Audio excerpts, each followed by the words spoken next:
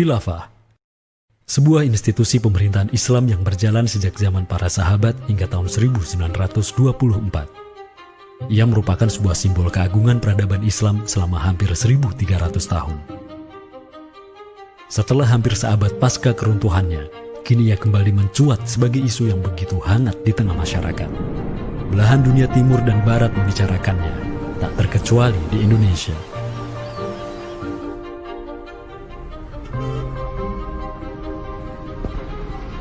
Perdebatan tentang khilafah tak terhindarkan, apakah ia pantas diterima atau tidak di zaman modern saat ini. Kita tahu khilafah atau kehilafahan Islam itu di Nusantara bukan hal yang baru. Ya, sudah ada hubungan relasi antara kesultanan-kesultanan dan kerajaan Islam Nusantara dengan kehilafahan di Turki Utsmani atau wilayah Arab secara keseluruhan itu sejak abad ke-7.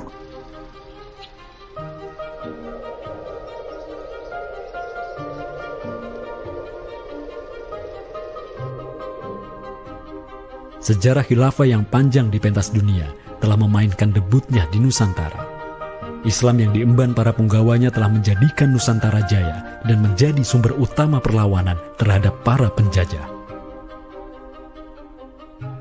Inilah kisah tentang Nusantara dan jalinannya dengan sang negara adidaya.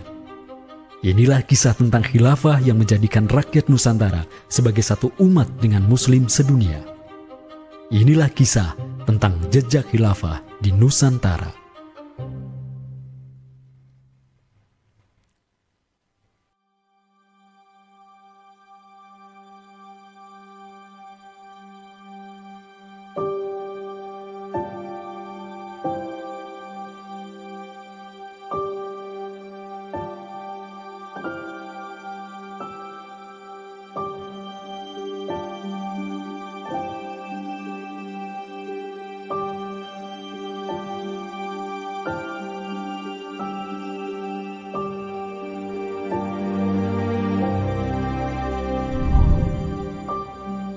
Senin, 12 Rabiul Awal tahun 11 Hijriah, bertepatan dengan tahun 632 Masehi.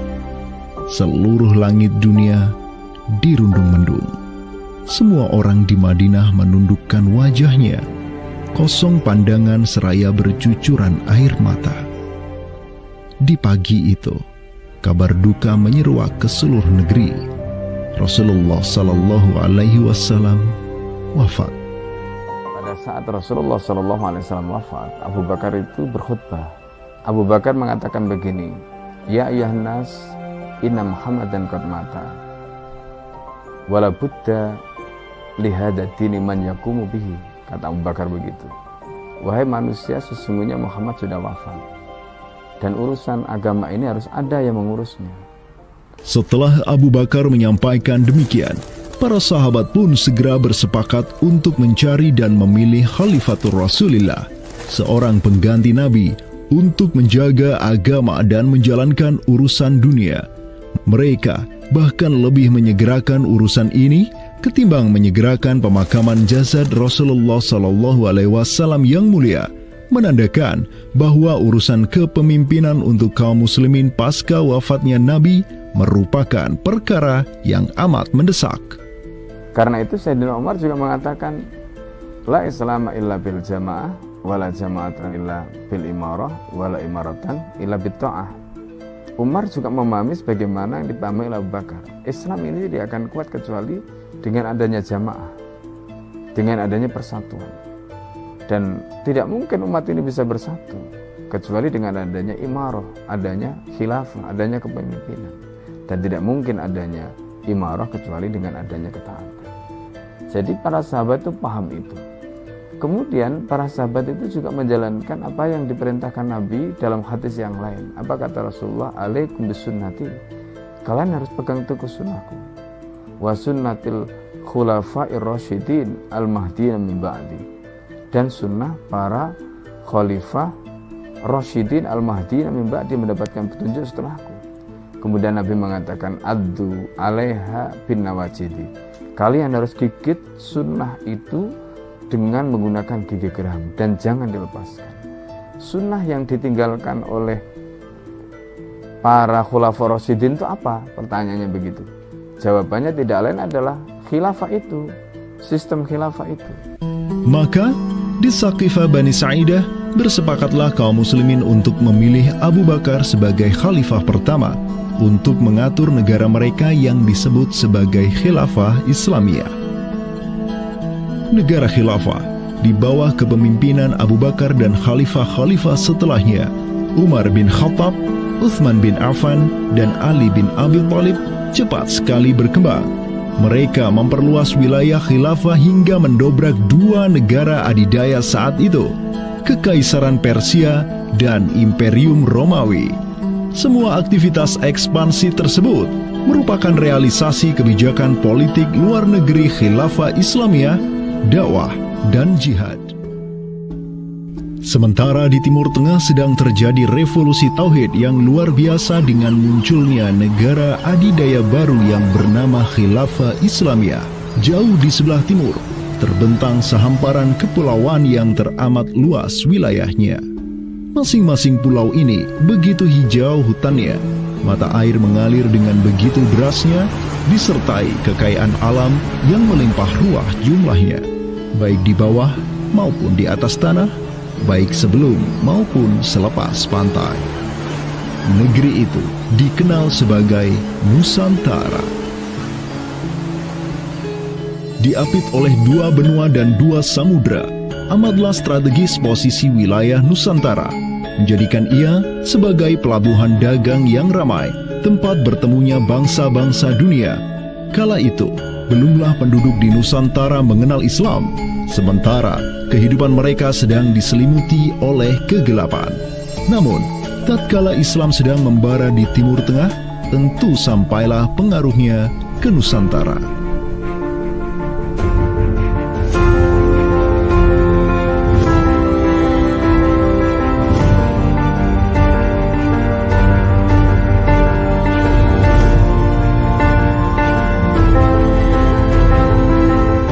Saya ingin mengutip apa yang pernah dinyatakan oleh Buya Hamka ya di dalam buku beliau dari Perbendaharaan Lama, termasuk juga buku beliau yang judulnya Sejarah Umat Islam, yang beliau menyatakan bahwa sesungguhnya teori yang kita tahu bahwa Islam masuk ke Nusantara itu berasal dari Gujarat pada abad ke-12 sampai 15 Masehi, itu sebetulnya tidaklah tepat sepenuhnya. Karena apa? Karena Buya Hamka memiliki pandangan ataupun penjelasan terkait dengan kapan sesungguhnya Islam masuk ke Nusantara, ke Indonesia. Beliau menyatakan bahwa Islam masuk ke Nusantara itu jauh sebelum teori Gujarat.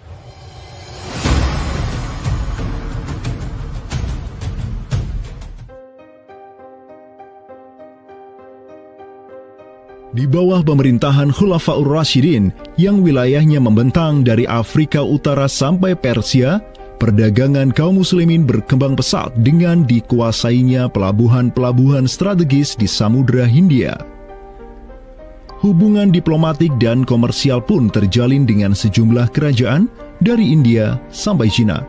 Sui Tang Shu, sebuah kronik kuno dari dinasti Tang di Cina mencatat, telah datang serombongan utusan khilafah ke hadapan penguasa Cina di tahun 651 Masehi, di mana tahun tersebut merupakan masa Khalifah Utsman bin Affan.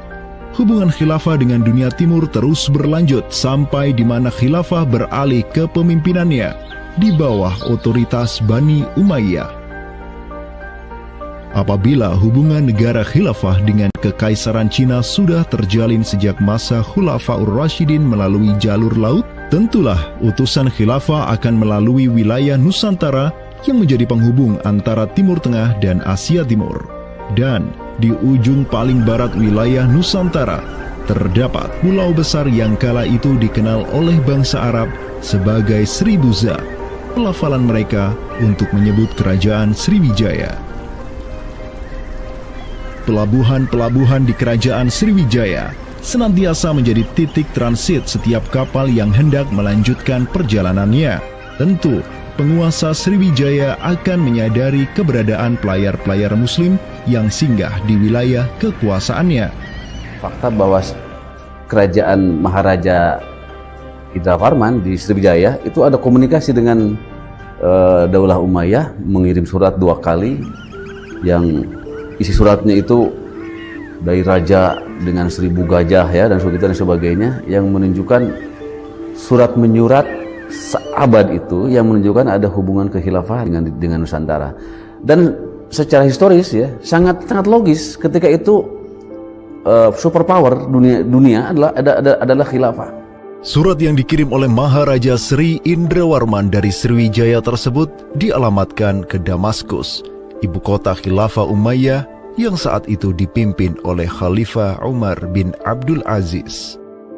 Dalam surat itu disebutkan, min malikil amlak alladhi huwa ibnu alfi malik walladhi tahtahu bintu alfi malik walladhi fi mardatihi alfu filin walladhi lahu nahrani yumbitani al-auda wal-allawha wal-jawza wal-kafura alladhi yujadu rihuhu ala masirati 12 milan ila malikil arab alladhi la yushriku billahi syai'an. Amma ba'du, fa inni qad ba'athtu ilayka bihadiyatin wa ma hiya bihadiyatin walakinnaha tahiyatun wa ahbabtu an tab'atha ilayya rajulan yu'allimuni al-islama wa yuwaqqifuni ala hududihi wassalam. Maka di bawah kepemimpinan sang Khalifah Umar bin Abdul Aziz, khilafah menyebarkan rahmatan lil alamin ke segala penjuru dunia, termasuk Nusantara.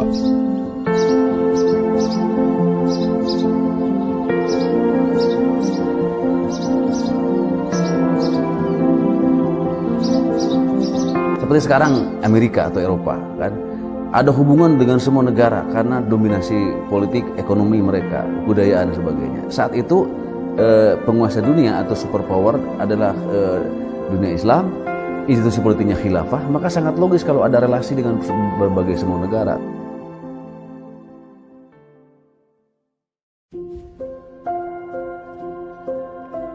Tahun 1258, dari arah timur datanglah segerombolan pasukan yang mengerikan. Tubuh mereka besar-besar bak raksasa, berkulit kuning dan begitu mahir berpanah dan mengendarai kuda. Inilah pasukan Mongol yang datang dari utara Cina. Khalifah Al-Musta'sim itu dibunuh oleh Hulagu Khan, ya, pemimpin tentara Mongol. Kemudian pasca penaklukan Baghdad, itu Baghdad menjadi kota kosong, ya. Penduduknya dibantai, khalifah dibunuh, ya. Kotanya dibakar, perpustakaannya dihancurkan, wah pokoknya kacau sekali lah. Nah, tapi ternyata banyak keluarga Abbasiyah, ya, dinasti Bani Abbasiyah yang dia itu selamat dari pembantaian orang-orang Mongol, dan mereka itu akhirnya berdiaspora, mengungsi, ya. Ada yang berdiaspora, ada yang mengungsi ke Hijaz, ada yang mengungsi ke daerah Najd, ya, ada yang mengungsi ke daerah Mesir. Ada satu keturunan Abbasiyah, Bani Abbasiyah, yang dia itu mengungsi sampai ke Aceh, gitu. Di mana Aceh itu dulu, ya, negara yang berkuasa di sana adalah Samudra Pasai.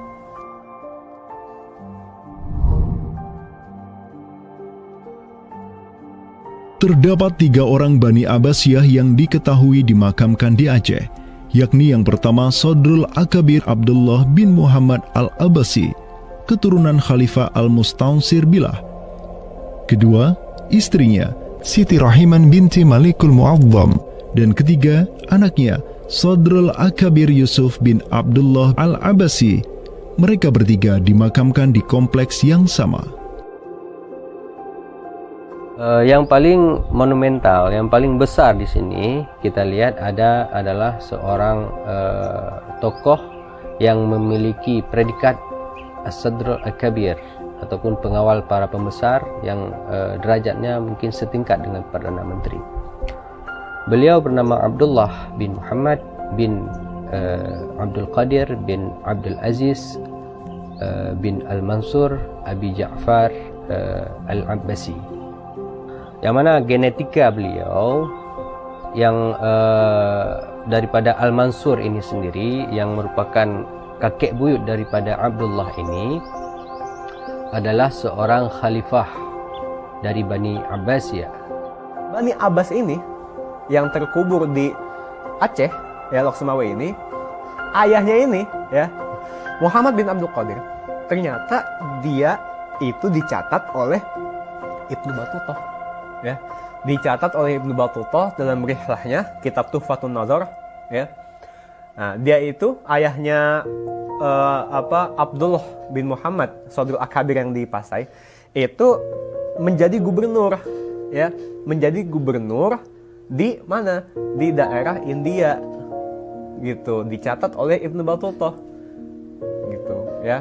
Dan Ibnu Battuta mencatat sultan-sultan di India itu begitu hormat, ya, begitu taat, dan mereka itu memuliakan keturunan Khalifah Abbasiyah ini, ya, keturunan Khalifah Al-Mustansir billah, begitu. Nah, ini mengindikasikan bahwasanya apa? Sultan-sultan India itu begitu memuliakan, dan mereka itu dalam satu riwayat lain juga membaiat Khalifah Abbasiyah yang ada di Mesir. Sementara sultan-sultan di India, ya, Kesultanan Islam di India itu punya hubungan erat dengan Samudra Pasai, begitu. Nah, di sini kita bisa menduga kuat bahwasanya Samudra Pasai itu juga berbaiat kepada Khalifah Abbasiyah. Samudra Pasai pada masa itu berbaiat kepada dinasti sebelum Utsmaniyah berkuasa, yaitu kita menduga dan meyakini hal tersebut sesuai fakta-fakta yang kita temukan di lapangan bahwa Madinatul Sumatera ataupun Jaziratul Jawi, Samudra Pasai itu berbaiat langsung kepada dinasti Abbasiyah. Sultan Zainal Abidin bin Ahmad bin Malikus Zahir bin Malikus Saleh, penguasa Pasai di masa Sodrul Akabir Abdullah Al-Abbasi hidup, menyatakan baiatnya kepada Khalifah Al-Mutawakkil 'ala Allah di Kairo di awal abad ke-15. Begitu pula sebelumnya, Sultan Muhammad bin Tughluk di Delhi, diikuti oleh Sultan Jalaluddin Muhammad dari dinasti Raja Ganesh di Bengali, dan penguasa dari dinasti Utsmaniyah di Turki, Sultan Bayazid pertama. Seluruh sultan di dunia Islam menyatakan baiatnya kepada Khilafah Abbasiyah semenjak gelombang badai Mongol berhasil dihentikan oleh pahlawan-pahlawan Mamluk. Pusat Khilafah Abbasiyah kini berpindah ke Kairo, Mesir, dan menjadi magnet kaum muslimin global. Dari pusat khilafah inilah dakwah Islam mulai bangkit kembali dan menggencarkan aktivitasnya dengan mengirim berbagai juru dakwah ke seluruh penjuru alam. Dengan Samudra Pasai yang mendaulatkan dirinya sebagai Darul Islam yang berbaiat kepada Khalifah, Samudra Pasai mengemban tugas untuk mengubah seluruh Asia Tenggara dari Darul Kufri menjadi Darul Islam. Sultan Zainal Abidin Ra Ubabdar dibantu oleh putra Sodrul Akabir Abdullah bin Muhammad Al-Abbasi, yakni Yusuf bin Abdullah, yang di pucuk pusaranya tertera nama kakeknya Khalifah Al-Mustansir billah, banyak menaklukkan wilayah-wilayah yang belum Islam di Sumatera dan Semenanjung Malaya. Seperti Ra Ubabdar. Ra Ubabdar itu berasal dari dua kata, Ra dan Ubabdar, yang mana artinya adalah penguasa gelombang. Ini adalah sebuah predikat yang sangat luas sebenarnya maknanya. Sesuai dengan masa yang ditorehkan pada waktu tersebut, bahwa Sultan Zainal Abidin Ra Ubabdar bin Ahmad bin Muhammad bin Al-Malik Al-Salih ini adalah salah satu masa kegemilangan Samudra Pasai, yang mana kita ketahui setelah masa tersebut yang memimpin Kesultanan Sumatera adalah anak keturunan daripada beliau ini, yang jumlahnya sampai 11 orang sultan. Bergerak dan terus bergerak itu meluaskan dakwah Islamnya sampai ke pulau-pulau. Itu masa Zainal Abidin Ra Ubabdar, terutama penakluk gelombang yang dijuluki beliau itu melebarkan sayap itu sampai ke seluruh Asia Tenggara. Digelarilah Sultan Zainal Abidin Pasai dengan sebutan Ra Ubabdar, bahasa Persia untuk gelar sang penakluk gelombang, karena dengan arungan pasukannya yang luar biasa di atas gelombang laut Nusantara, Ia membuka banyak sekali wilayah, seperti Malaka misalnya, di mana di sanalah Sultan Zainal Abidin Ra Ubabdar menempatkan putranya Sultan Mansur sebagai penguasa Darul Islam Malaka. Kesultanan Samudra Pasai banyak pula mengirimkan juru dakwahnya untuk meminta penguasa-penguasa Nusantara lain agar menerima Islam. Salah satu juru dakwah tersebut dikirim ke Jawa Timur, pusat pemerintahan rezim yang mendominasi wilayah Nusantara saat itu, Kerajaan Majapahit.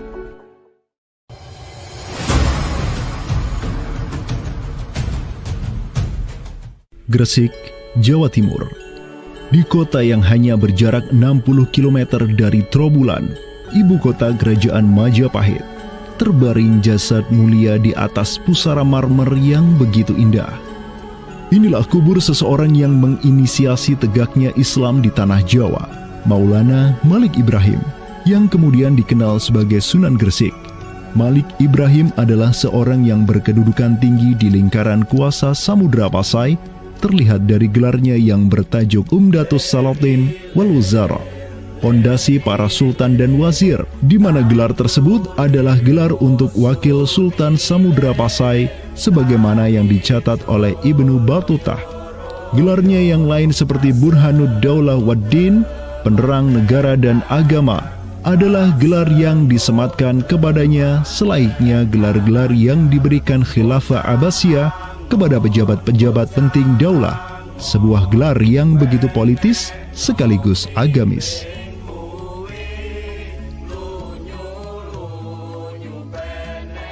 Maulana Malik Ibrahim dikirim oleh Pasai untuk mendakwahkan Islam kepada rakyat dan para penguasa Majapahit.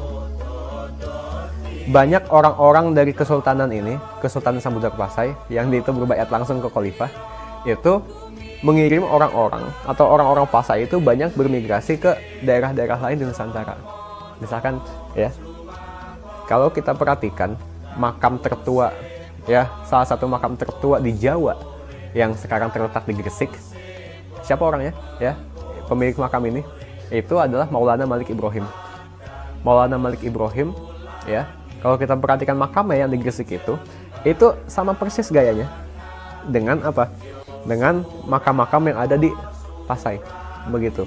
Nah, ini merupakan bukti bahwasanya Sunan Gresik itu pernah ada di Pasai, ya, dan dia itu ya tahu sendiri lah, ya, bahwasanya Maulana Malik Ibrahim yang kemudian dikenal juga sebagai Sunan Gresik itu merupakan salah satu dari Wali Songo. Bersama kakek, paman, keponakan, cucu cicit dan murid-murid pilihannya yang kemudian disebut Wali Songo, Maulana Malik Ibrahim berdakwah di Jawa dan menyebarkan Islam di kalangan penduduknya. Mereka mendapat sokongan penuh dari negara yang berkuasa di Samudra Pasai, kesultanan yang berbaiat kepada Khilafah Abbasiyah. Dakwah mereka terus berkembang, perlahan namun pasti, dan mulai melumat persendian kuasa Majapahit yang mulai keropos akibat kekacauan internal mereka sendiri.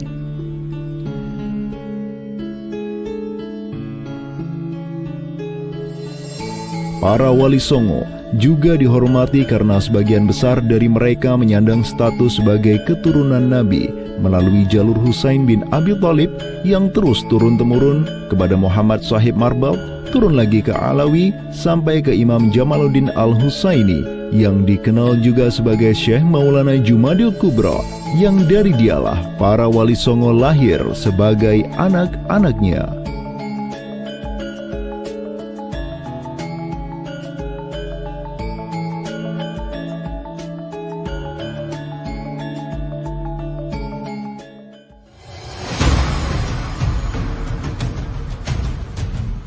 Bertolak dari Gresik, dakwah para wali menyebar ke kota-kota lainnya di Pulau Jawa, bahkan sampai keluar Jawa seperti Maluku, Ternate, Makassar, Kalimantan, dan sebagainya.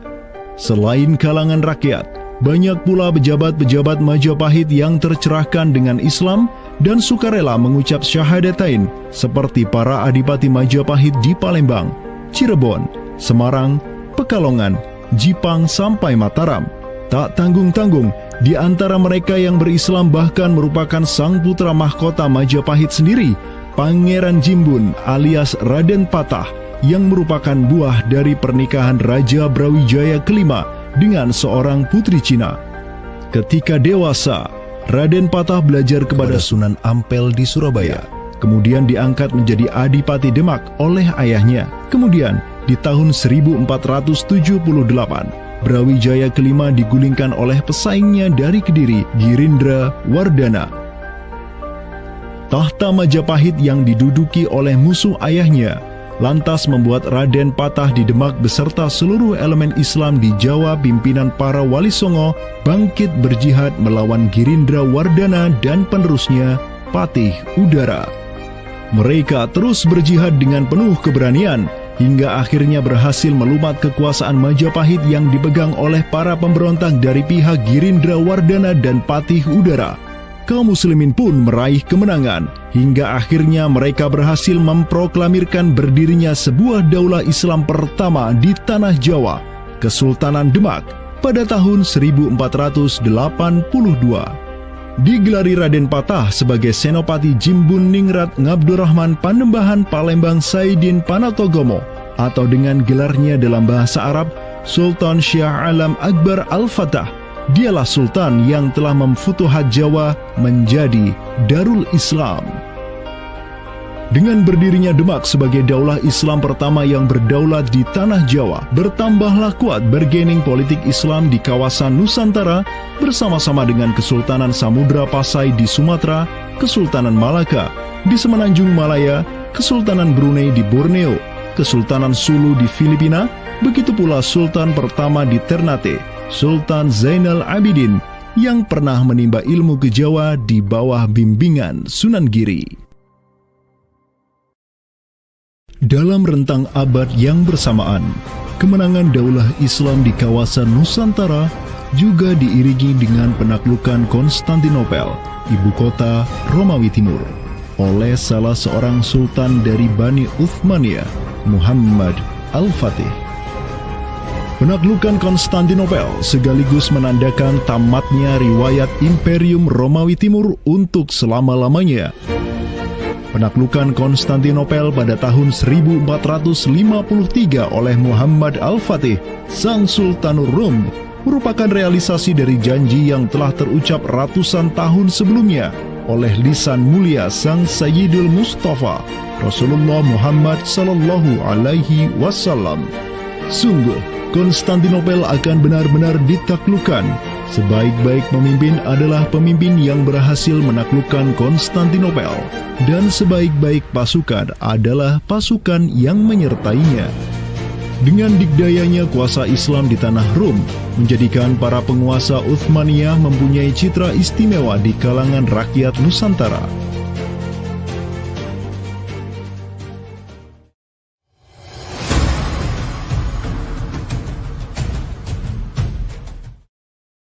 Namun demikian, dikala penaklukan demi penaklukan sedang digencarkan oleh tentara Islam mulai dari Rum sampai ke Nusantara, penaklukan yang sama juga digencarkan oleh tentara Kristen di ujung paling barat dunia Islam, Andalusia. Berbeda dengan penaklukan yang kaum muslimin lakukan, di mana penduduk asli suatu tempat diberi toleransi yang luar biasa atas agama dan properti mereka, tentara Kristen Portugis dan Spanyol menaklukkan wilayah Islam di Andalusia yang saat itu sudah terpecah menjadi Reyes de Taifas atau Mulukhut Tawaif atau kerajaan-kerajaan yang saling tercerai-berai. 1492, kekuasaan Islam terakhir di Andalusia, Granada, berhasil ditaklukkan oleh suami istri yang menjadi penguasa Spanyol, Fernando de Aragon dan Isabella de Castilla. Penaklukan kembali wilayah Andalusia menjadi negara Kristen yang mereka sebut Reconquista telah menyebabkan populasi kaum muslimin di sana tersapu bersih, entah karena diusir, dimurtadkan, atau dibunuh. Selain Reconquista, kaum Kristen Spanyol dan Portugis juga mempunyai motif ekonomi untuk menjadikan diri mereka kaya, yakni dengan mencari jalur rempah di Samudra Hindia yang saat itu merupakan potensi sumber daya alam yang luar biasa. Program mereka untuk mencari rempah di Samudra Hindia mereka sebut sebagai Estado da India. Kita sering dengar dengan istilah 3G gitu kan.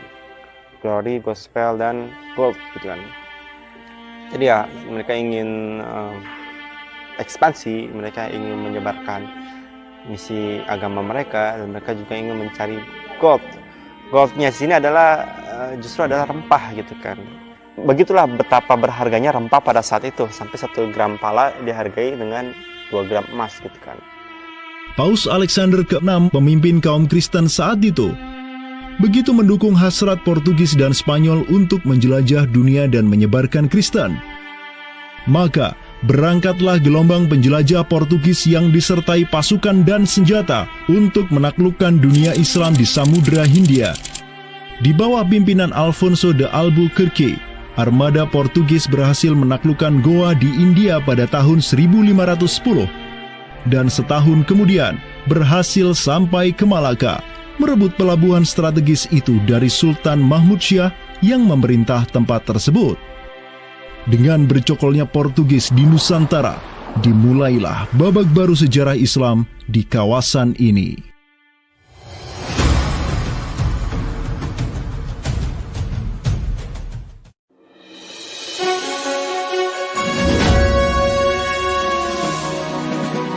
Sementara di Nusantara tengah berlangsung gejolak dengan hadirnya Portugis yang berpusat di Malaka.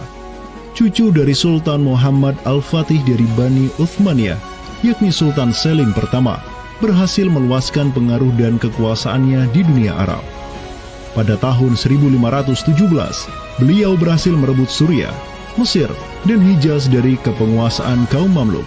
Khalifah Al-Mutawakkil 'alallah ketiga dari Bani Abbasiyah beserta Syarif di Makkah kini menyerahkan kepemimpinan umat Islam sedunia dan pelayanan 2 kota suci kepada Sultan Salim pertama, penguasa Uthmaniyah yang bukanlah mereka berdarah Arab.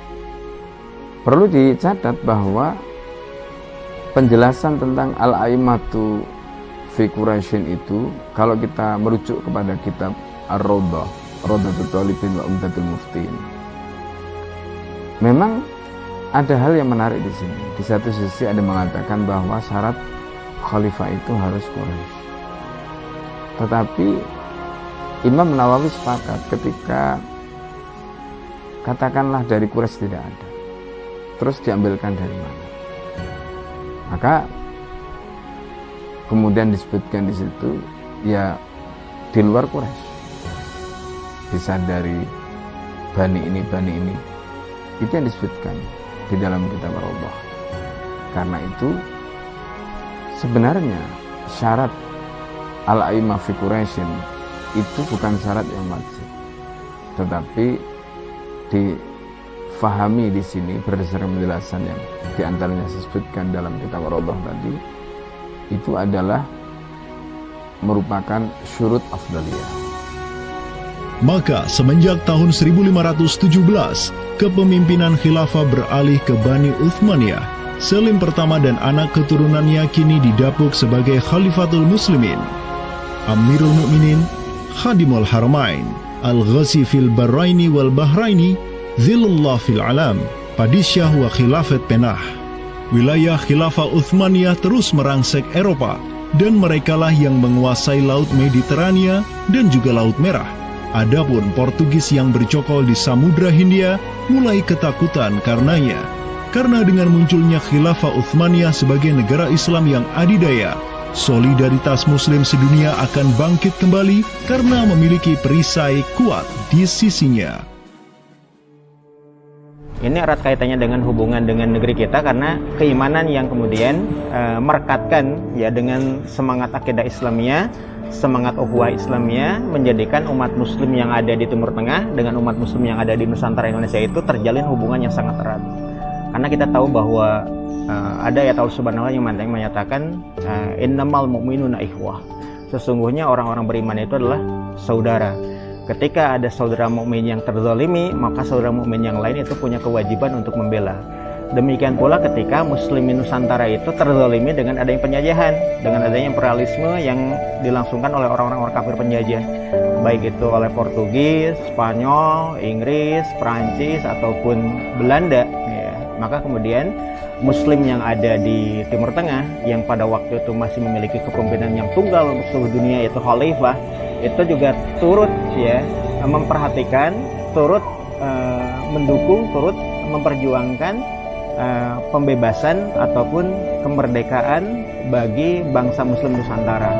Kenapa? Ini semangat jihad di antara kaum Muslim yang dihubungkan dengan semangat keimanan atau akidah Islamiyah tadi. Kenapa? Yang namanya mukmin itu adalah kal jasadil wahid, ya, satu tubuh. Ketika bagian tubuh yang lain itu teraniaya, maka tubuh yang lain pun punya kewajiban untuk membelanya ataupun juga ikut merasakan penderitaan yang dialami oleh bagian tubuh kaum Muslim yang lain. Semenjak Portugis berhasil menancapkan kukunya di India dan Malaka, tidak hanya dua wilayah tersebut yang ditimpa petaka, namun juga hampir seluruh kesultanan di Samudra Hindia dan Nusantara. Sultan dari Samudra Pasai kala itu, Zainal Abidin bin Mahmud bin Zainal Abidin Ra-Ubabdar, yang mendaulatkan dirinya sebagai Al-Qaim tahta Amri Rabbil Alamin, orang yang berdiri di bawah perintah Tuhan semesta alam, mengirim surat kepada Portugis di Malaka untuk menggugat kelakuan mereka yang sangat merugikan kaum muslimin di kawasan. Namun apalah daya, Sultan Zainal Abidin yang ini kemudian dikenal sebagai penguasa terakhir Pasai, karena setelah ia wafat pada tahun 1517, bala tentara Portugis datang ke Pasai dan menaklukkan Kesultanan Islam pertama di Nusantara itu dengan penuh tipu daya. Tak hanya Pasai yang berhasil ditiadakan, Portugis juga mampu menahan serangan pasukan Islam dari Demak sampai Sultannya Patiunus bin Raden Patah syahid di Lumat Muntahan Meriam Portugis pada tahun 1521. Dengan diplomasinya yang culas, Portugis juga menjalin kerjasama dengan kerajaan Pajajaran di Jawa Barat pada tahun 1522. 2 tahun berikutnya, kota Blambangan, Panarukan, dan Kediri yang masih menjadi basis kekuatan Hindu di Jawa menawarkan kerjasama dengan Portugis. Maka, Portugis banyak sekali mendapat aliansi sesama kafir yang berada di berbagai wilayah di Nusantara untuk bersatu padu menghantam kekuatan politik Islam yang baru tumbuh di Pulau Jawa. Bahkan di Maluku pun Portugis berhasil menancapkan kuasanya semenjak tahun 1536. Berkaca pada kelakuan Portugis yang memerangi umat Islam di Samudra Hindia dan Nusantara, Sultan Sulaiman Al-Qanuni, sang Khalifah Uthmaniyah yang berkuasa sejak tahun 1520, menyatakan peperangan terbuka kepada penguasa Portugis yang berkedudukan di Lisbon, Dom Sebastião. Telah dilaporkan kepada saya bahwa jamaah haji dan para pedagang muslim yang datang dari India melalui laut telah dianiaya. Jika engkau masih membangkang, maka dengan bantuan Allah yang Maha Agung, kami akan melakukan segala yang diperlukan untuk memulihkan ketertiban di negeri-negeri itu, dan tiada guna lagi bagi engkau untuk memprotesnya.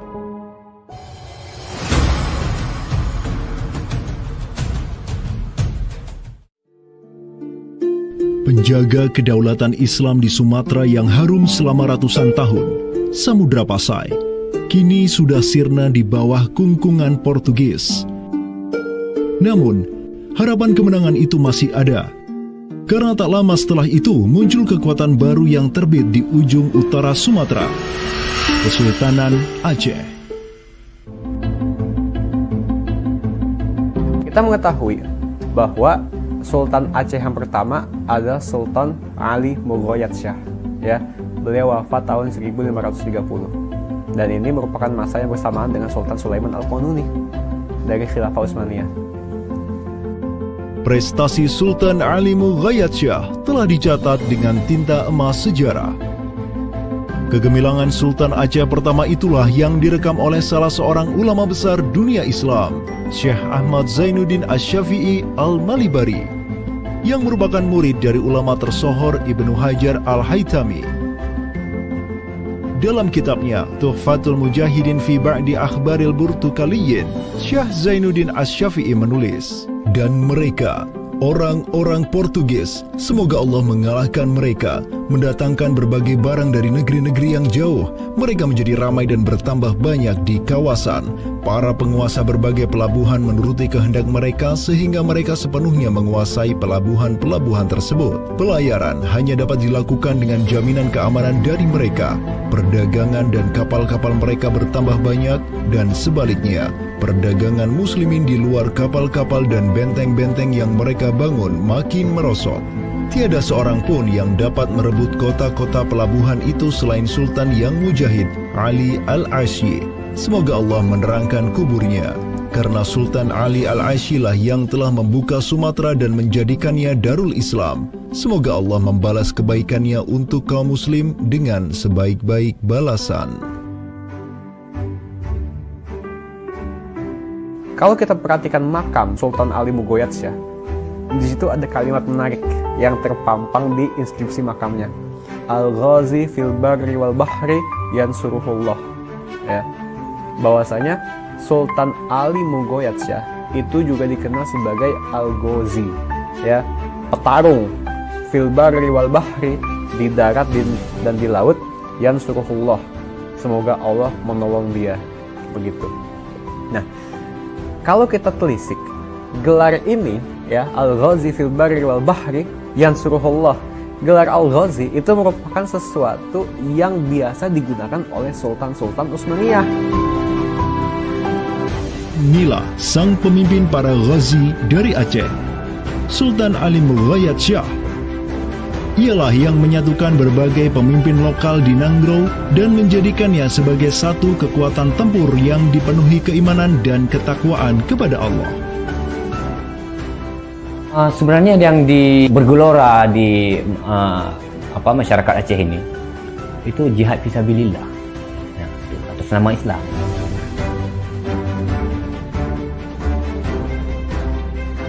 Kampanye global Khilafah Utsmaniyah untuk menghajar Portugis senantiasa digelorakan oleh para khalifahnya dan juga oleh para negarawan Daulah Adidaya itu.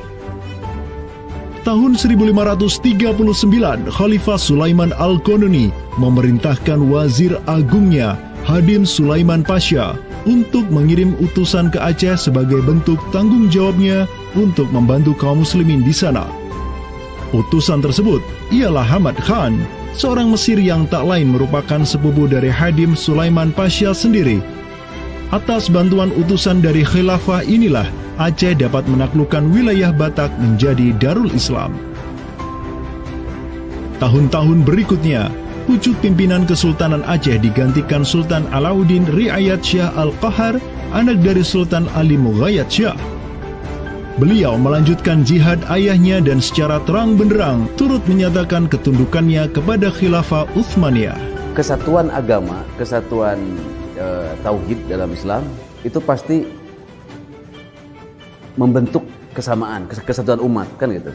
Ya, kesatuan umat, karena Islam itu kan dibentuk oleh keyakinan akidah, kesatuan keyakinan yang sama, ya, dan tidak mengenal batas wilayah, tidak mengenal nasionalisme dan sebagainya. Jadi melihat siapa penguasa dunia adalah Khilafah Turki Utsmani, ya pasti ada hubungan emosional.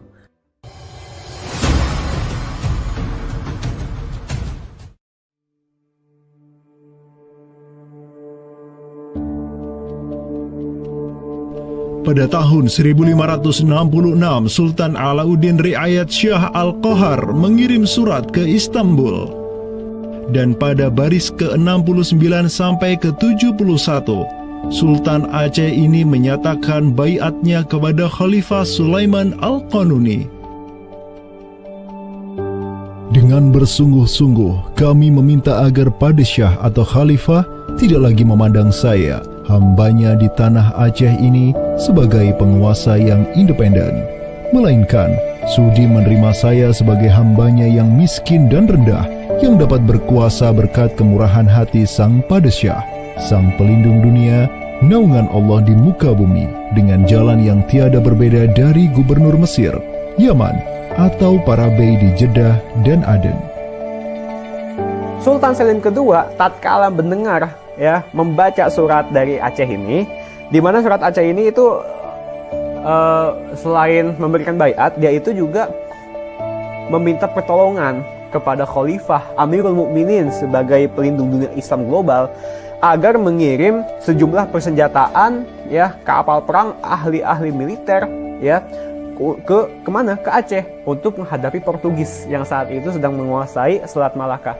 Begitu. Nah, akhirnya apa? Bahkan Sultan Selim II itu menyebutkan ya Aceh itu sebagai wilayati Aceh ya. Wilayat itu asal katanya dari bahasa Arab, wilayah. Wilayah itu kalau dalam istilah tata negara Islam ya merupakan provinsi gitu. Jadi di sini ya Sultan Selim II, Khalifah Utsmani ini menyebut Aceh itu sebagai provinsi, wilayati Aceh. Atau dalam arsip yang lain disebut wilayatul Hind ya.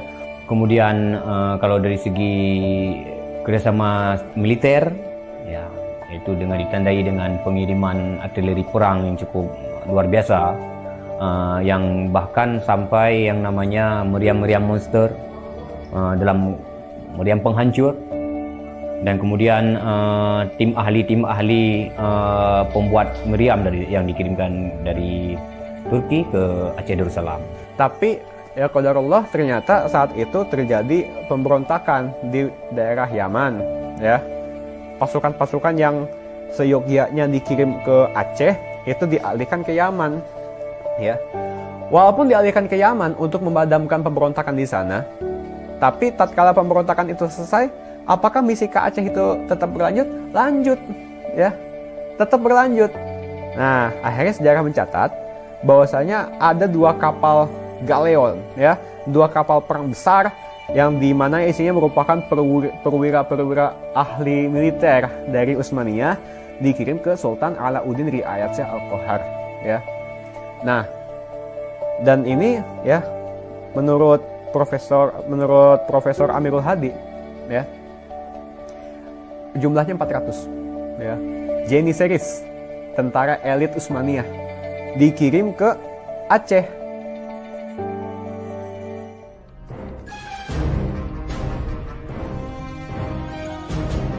Selama masa Sultan Alauddin Riayat Shah Al-Qahar, Aceh melancarkan serangan besar-besaran ke Malaka demi menghancurkan Portugis. Serangan-serangan itu dilaksanakan pada tahun 1537, 1564, dan 1568. Pada serangan yang ketiga di tahun 1568, armada raksasa berkekuatan 15.000 Ghazi Aceh, 400 Janissaries dari Khilafah Utsmaniyah, dan 200 meriam monster karya para ahli senjata Utsmaniyah berangkat ke Malaka yang dikomando langsung oleh Sultan Alauddin Riayat Shah Al-Qahar. Portugis yang bercokol di Malaka benar-benar kewalahan dan hancur berantakan ketika diserang bertubi-tubi oleh pasukan Aceh.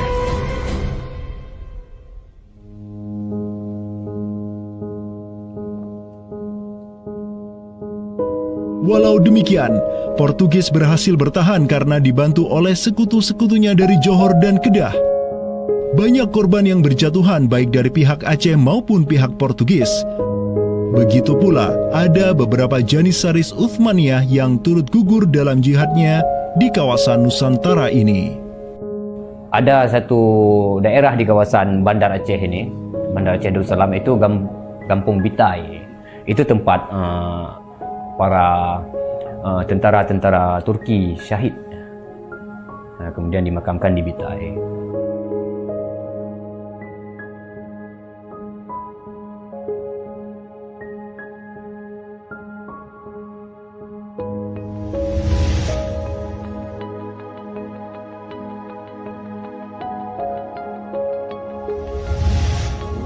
Mungkin kita melihat juga dari segi numismatik atau mata uangnya, banyak sekali dirham-dirham Turki Utsmani kita temukan di sini. Ini adalah Gampung Pande, sebuah rawa kumuh yang terletak di tepi pantai Kutaraja, Banda Aceh. Semenjak tahun 2006, tempat ini sudah dijadikan sebagai tempat pembuangan akhir untuk sampah dan tinja. Kemudian sempat pula ingin dibangun di atasnya instalasi pengolahan air limbah atau IPAL oleh Pemda setempat. Namun siapa sangka, di tempat yang nasibnya begitu menyedihkan hari ini, di tahun 2013 lalu, telah ditemukan tidak kurang dari 6.000 keping dinar dan dirham yang dicetak oleh Khilafah Utsmaniyah dan Kesultanan Aceh. Dari Sultan Sulaiman Al-Kanuni kita temukan di sini. Kemudian Sultan Murad juga kita temukan di sini. Gampung Pandey yang merupakan salah satu kawasan Islam tertua di Aceh, di mana di sanalah terdapat ribuan makam tokoh-tokoh penting Islam yang datang dari seluruh penjuru negeri. Dan beginilah nasibnya sekarang, terhinakan oleh orang-orang yang melupakan sejarah besarnya, tak tersentuh oleh peradaban modern yang durhaka kepada sejarah Islamnya. Walau demikian, kenangan tentang mereka takkan pernah hilang dan akan terus teringat oleh anak cucu kita. Mereka akan terus mengingat bahwa orang tua kita dahulu, para penguasa kita yang saleh dulu, pernah menyatakan baiatnya kepada Amirul Mukminin, khalifahnya umat Rasulullah sallallahu alaihi wasallam. Inilah kubur orang yang dirahmati lagi diampuni. Dialah Al-Ghazi, sang petarung di jalan Tuhan semesta alam, penentang kaum kafir dan musyrikin, pecinta kaum fakir dan miskin, Sultan Alauddin Riayat Syah, naungan Allah di muka bumi, putra Sultan Ali Mughayat Syah. Semoga Allah menyiramkan rahmat ke atas pusaranya dan menjadikan surga tempat kediamannya.